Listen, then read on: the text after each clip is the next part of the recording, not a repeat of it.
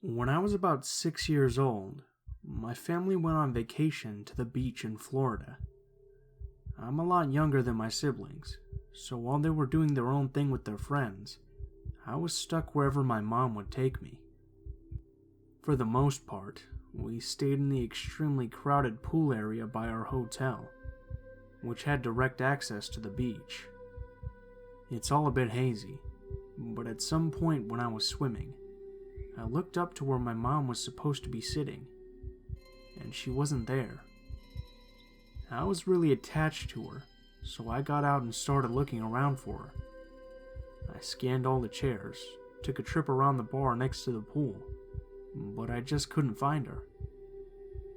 For some reason, 6-year-old me decided she'd gone for a walk on the beach without me, so I made my way out there looking for her.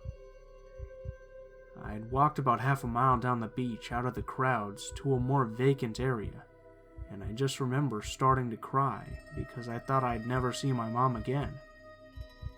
Just as I had basically given up, a woman and man came up to me.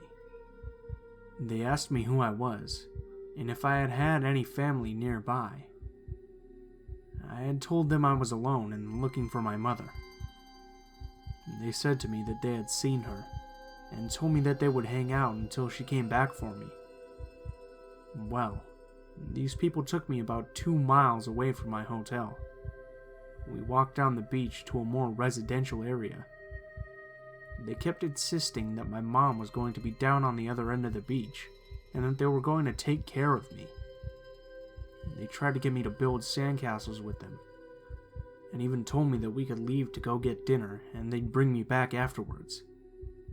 I kept telling them no, and that I really wanted to return to my hotel so that I could go up to my room and check for my mother there.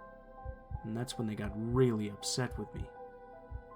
And the woman said to me, "We're going to leave. Go get dinner at our house, and we will bring you back to your hotel afterwards. Got it?" I was starting to get really nervous at this point, so I told them I didn't want to go with them, and that I could walk back to my hotel on my own. The man then said, and I will never forget this, "You're coming home with us for dinner." He said it in one of those creepy do it or you'll die tones. I don't know, it just kind of stuck with me. Lucky for me, I heard my name in the distance. There was a group of people yelling for me. I bolted over to them, and they asked me who I was. When I told them my name, they smiled so big and said, "There are lots of people looking for you." When I turned around to tell the group that a man and woman had been hanging out with me, they were gone. The group, which actually ended up being hotel workers, took me back to my hotel where everyone was waiting. There was a fire truck, an ambulance, and news crews all there, because I had been gone for over half the day. The entire hotel pool area had been shut down in efforts to arrange search parties. My mother was sobbing, and all ended up being okay. When I told the hotel workers what had happened, they were extremely concerned. Apparently not even a week before, a child had gone missing in their beach access area. When the kid was found, he claimed a man and woman had lured him out to their car, where they tried to forcibly take him home with them, and that's when he bolted away and found another family for help.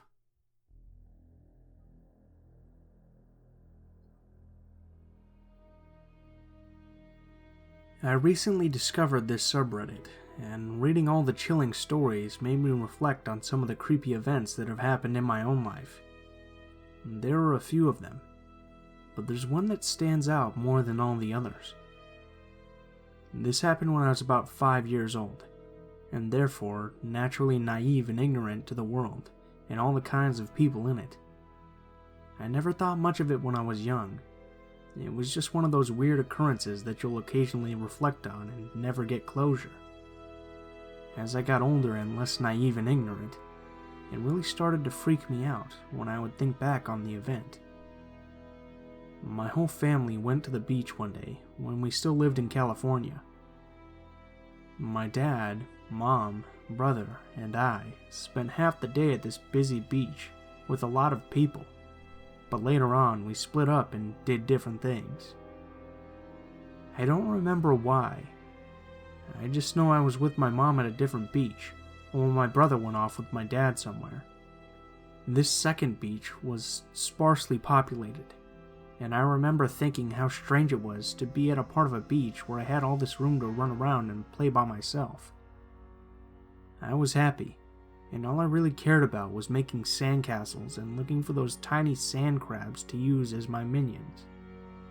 We were there for less than an hour before I noticed that my mom and I had become the only ones left on the beach. It was getting kind of late in the day, so I suppose that made sense. Until this guy showed up. I don't know where he came from, or how long he'd been there, but every once in a while I would look around and see the same guy, standing the same distance away, and watching me. Sometimes he would be in a different location when I would see him, but always the same distance, and always watching me. I didn't think much of it. My mom, however, was watching him as he watched me.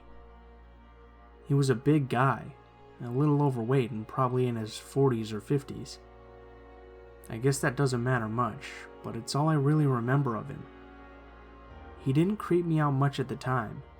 I just thought he was a little strange because he was there all by himself, and it didn't look like he was having any fun. Why would a complete stranger spend his day at the beach staring at a little kid anyway? I didn't get it, but I didn't care anyway. Eventually, my mom came up to me and told me we had to go. I didn't want to go yet because I wasn't done playing, but for some reason, she didn't sound very happy. Here's where she made a mistake though. Instead of immediately taking us back to our car so we could wait for my dad and brother to show up again, she took us to the public restroom so we could wash the sand off and use the toilet before leaving. There was no one else on the beach still, except the creepy guy, and certainly no one else in the restroom. Fortunately, she moved us pretty quick, and after a couple of minutes we were out and walking back to the car.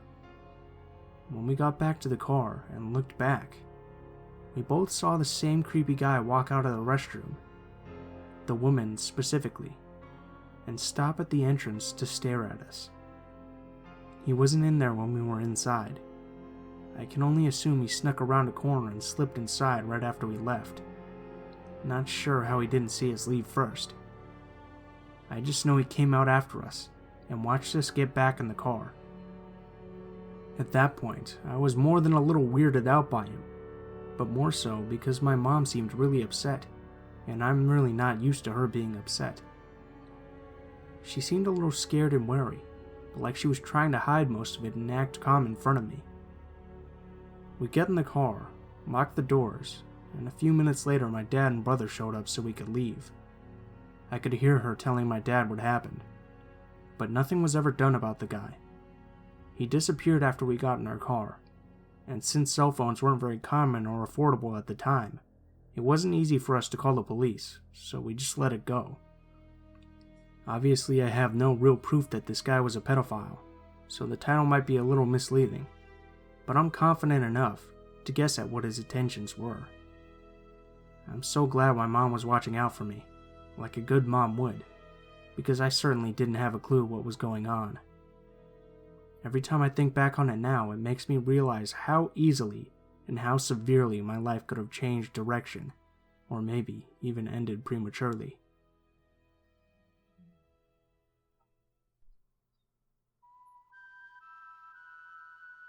So I had just graduated from high school in June, and about 2 weeks later, some friends and I decided to go camp out on the beach and have a bonfire and whatnot.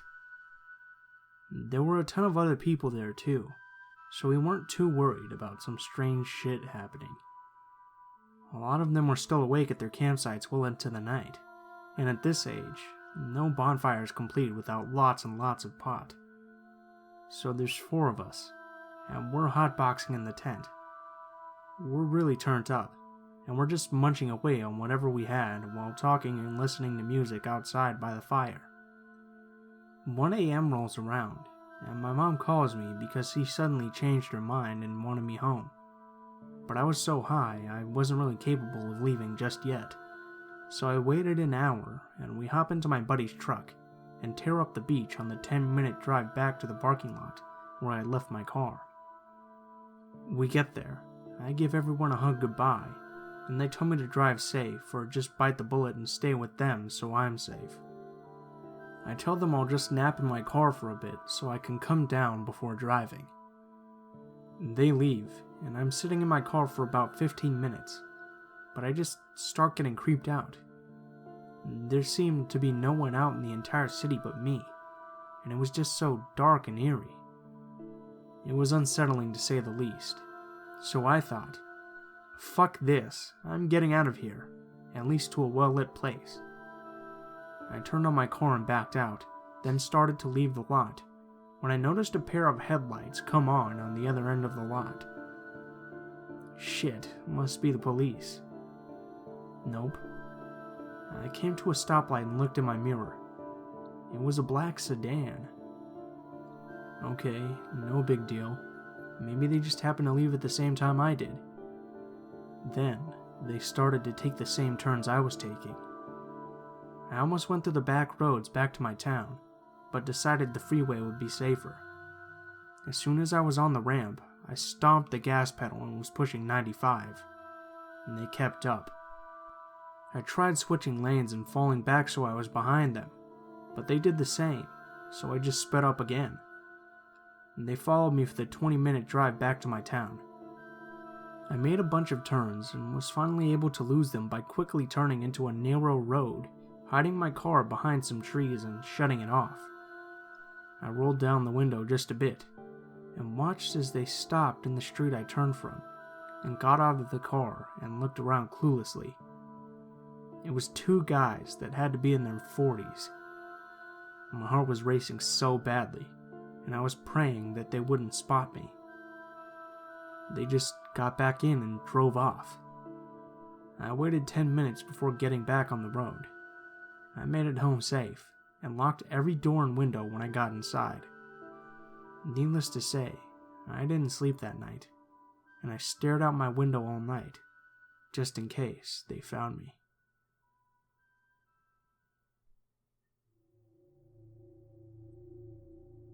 I'm a major fan of this subreddit, and since I've read some pretty good posts on here, I decided that I would add my own.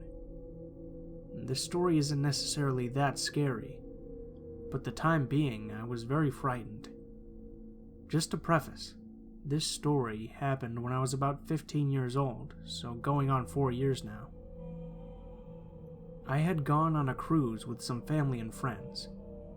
My parents had decided to invite everyone on a huge vacation to the Caribbean, since we had never really been out of the country before, and everyone was completely excited.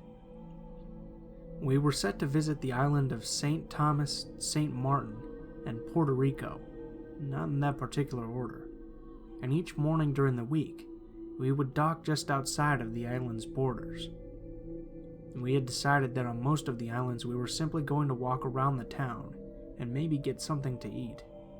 But when we heard about Megan's Bay in St. Thomas, which was recently voted on Travel Channel as one of the best beaches in the entire world, we knew we had to make an exception and go there.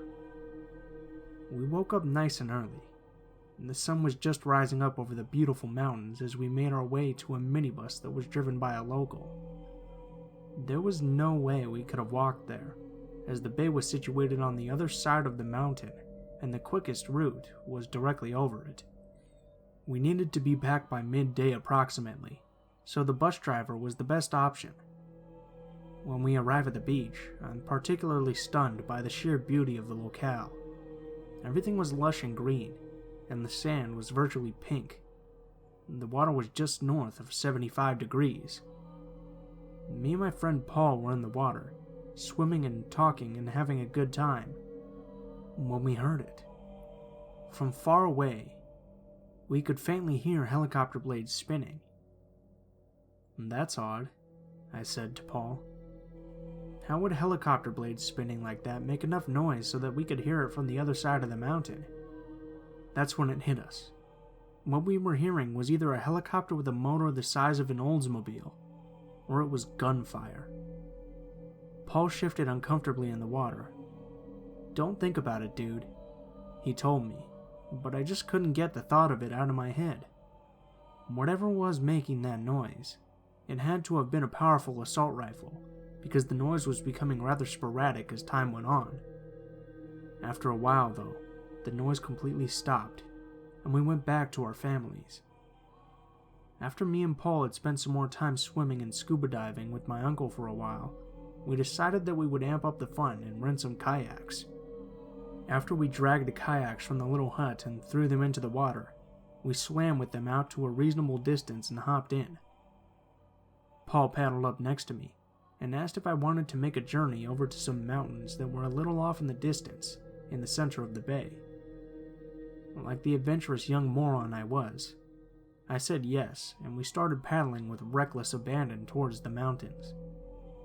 After paddling vigorously for about 15 minutes, however, our arms were completely numb. "Dylan," I shouted, "I can't go anymore, man. I need to rest." I turned around and saw his face was beet red. That's when I looked to the right and saw a little private beach. "Yo, I'm gonna go over there. We can pull the boats in and catch our breath on that tiny shore."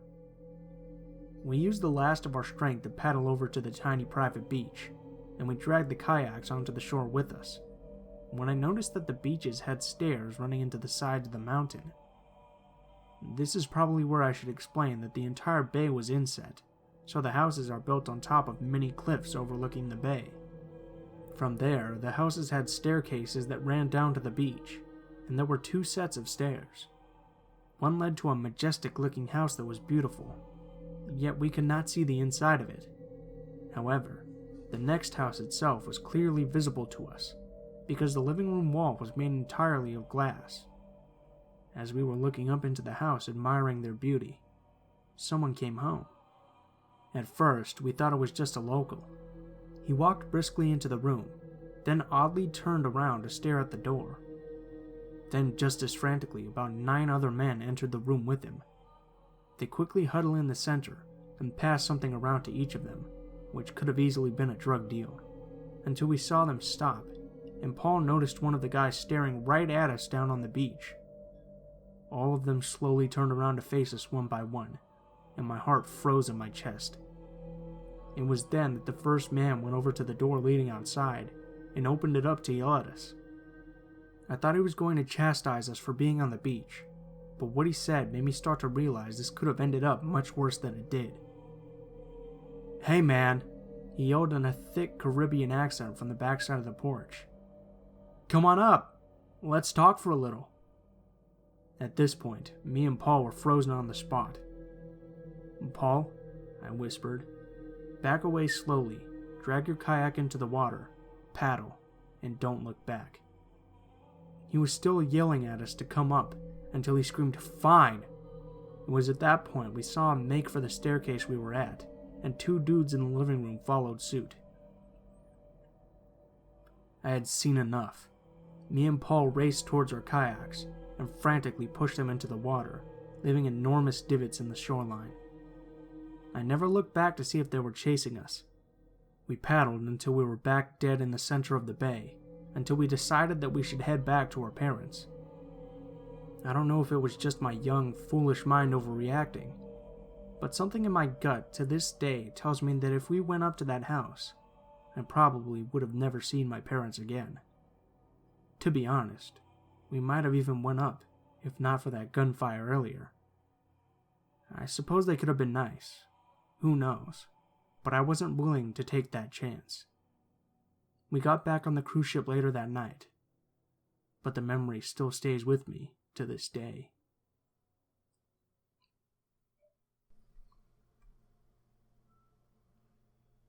What's up, guys? It's Blue Spooky here. Thank you guys for watching, especially if you made it this far to the end of the video. Before I say anything else, I just want to mention that I've recently done another collab with the Unit 522. I'll leave a link in the description below if you guys want to go check that out and give that some love. And the video is pretty good. I think you guys will enjoy it. As always, links to my social media, including Facebook, Twitter, and my email, will be in the description below. If you'd like to send me a message, or if you have any stories you'd like me to read, or that you'd like to send in, go ahead and shoot me a message on one of those, and I'll try to respond as quickly as possible. If you have any constructive criticism on what I can do to improve, please feel free to leave a comment below, because I'm always looking for ways to improve the channel. Thank you guys so much for watching, and I hope you guys have a great day.